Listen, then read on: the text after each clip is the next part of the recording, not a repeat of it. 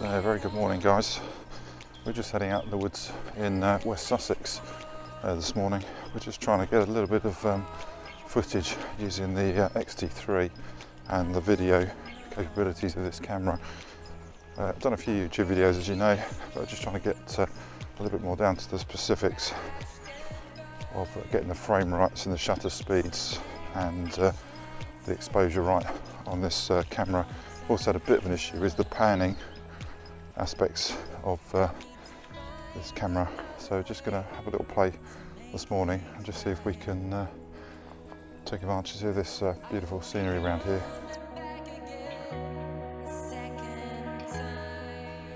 So one of the big things that I've found is that you do need some sort of ND filter for shooting these videos, and I'm using a variable ND filter today for this shooting. What I like about the ND filter, it gives you the opportunity just to be able to adjust obviously the neutral density on the fly. So as you can see there, if I adjust it, how the image gets darker, and then just by pulling it back, which is only reducing it by a few stops, but it does make a huge difference when it's getting blowouts, especially on a bright sunny day. The one I've got on here is the SLR Magic filter, so I'll put the link in the description so you can see. So far I'm quite impressed with it. It doesn't seem to give any vignetting or anything like that either.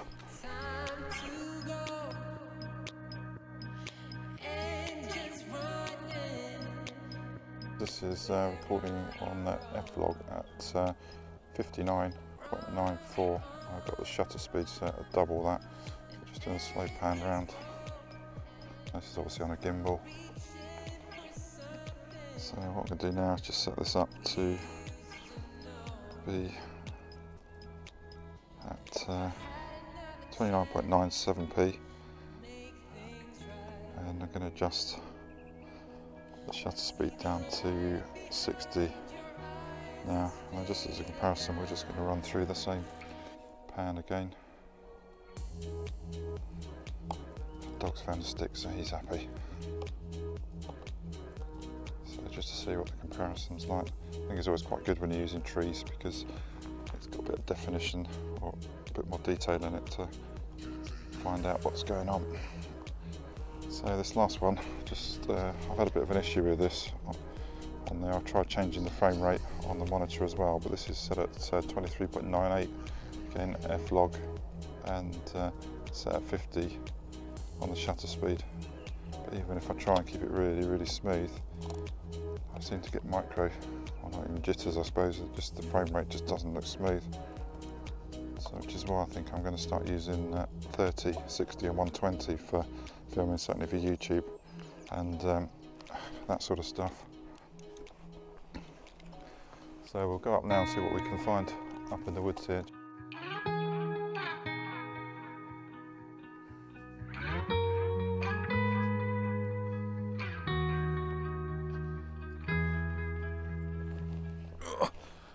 So guys, one of the things I've been checking out is using this little remote Sony recording device. Before now I've always used the Rode video mic. Babe. Get the dog out of the way. I've always used this Rode video mic, which always seems to have issues if I'm turning and talking while the camera's looking at me. It tends to lose my voice a little bit, so I'm just having a little experiment with this little Sony remote. Just to see if it picks up the sound any better. And the nice thing about it is I can sit back and have a chat to the camera, or even walk up to the camera and talk away, and it's still recording my voice. So that's the Sony. I'll put a link in the description to it. It's got one little quirk on it, is the record button is also jointly connected up to a pause button, so sometimes you'll be chatting away to it and then not realise you've got it on the record. So that's, if you do decide to go for one of these, a little bit of a gotcha with it, so you do need to check when you start recording to pop it onto it. There's also a hold on the side, which is you can lock it, so once you have set it up, it is pretty good. This is being recorded at 29 frames a second on 60 shutter speed again just to test it out. I think I'm going to start recording all my videos now in 30 frames a second. As I said earlier, it just seems a little bit more stable, certainly for moving around, than I'm getting with the 24 setting on there. Whether that's just my monitor, which I have tried putting it onto 50 Hz from the 60, which you can do in Windows, which someone pointed out to me on Facebook this morning, so I'm really grateful for that. But it didn't really make much difference to my footage. It could be a number of things, I guess, and I'm sure I'll work it out eventually. So yeah, so that's the little Sony remote on there. Still going to use the Rode video mic as well, which is always handy. Just pop it on top of the camera. But so we're testing this out just to see what it's like. So won't really know until I get back. And I guess if you're seeing this footage, it seems to be pretty good. So right, so we'll crack on.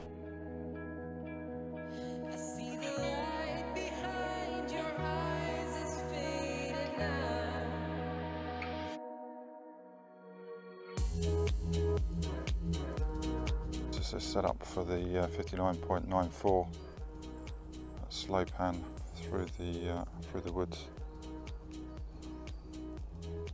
Trying to keep it as steady as I can. And we've got 120 frames, and then just to test it out, we're just going to go back probably about twice the speed to see how that handles. Okay, and let's set it up now for the next one. Okay, so this is done at 29.97. Dog sitting there patiently where he was. So a nice slow rotation around to the right. And this is set again at 60 frames a second to use the 180 roll, and then we're going to head back the other way, twice as fast. There we go. And last but not least, the 23.98 at 50 shutter speed. It's quite dark in here at the moment, so I haven't used the ND filter on this. This is just straight out of the 1024 lens. And then got to go back again twice as fast the other way. And I've got this wide open at 10 millimeters. There we go, that's back faster. So I just need to get this back now to Davinci Resolve. I'll import it into there, add the various clips in there, and try and put it together. And we'll just see what a difference it makes on the actual footage. I'm not going to output it into 4K, it'll be done in 1080p, and either 29.97 or 30 frames per second on the actual project itself, which I'm guessing if you're using Premiere Pro you can do exactly the same.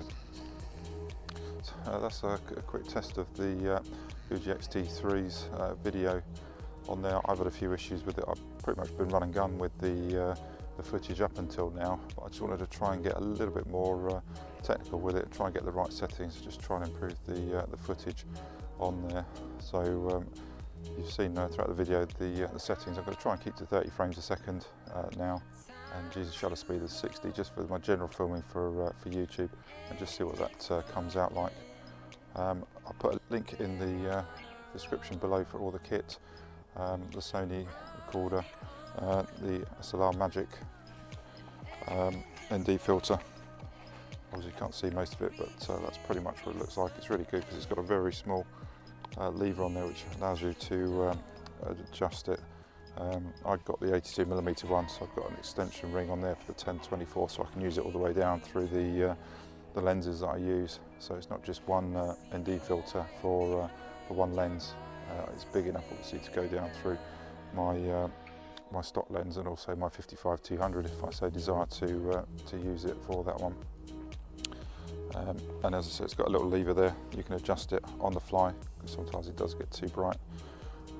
This goes down from ND 0.4 to 1.8 on there, but as I said, I'll put the link down without getting too technical with it now. That's pretty much it for now.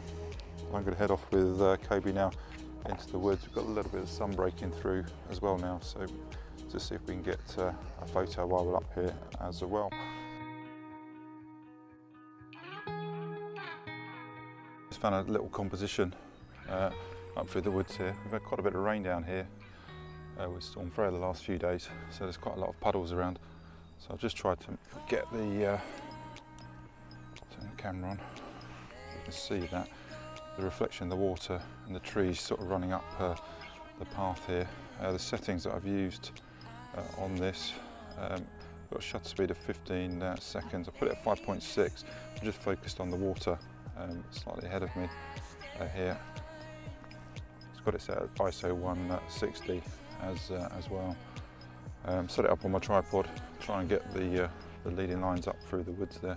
Just adjusted the shutter speed just to try and keep the highlights right down without getting the blowouts through the tops of the trees there. If you notice that on the camera here, I've got a small rig cage on there, which just gives me the ability to spin the camera around and pop it into landscape. On here, even with this Manfrotto tripod, I've got the option of the ball joint to be able to tip it right over, but it never really quite balanced, so this keeps it fairly stable. And then with the Fuji flip out screen, it just gives me enough on there to be able to pick up the image that I want. So I've just put the ND filter, variable ND filter on there. I've not used it for landscape as such at the moment, so I'm interested to see what it comes out like in post. I put it to the maximum darkness on there, but it's still only giving me a shutter speed of about 2.5 seconds on there at the moment. I guess I could probably adjust that.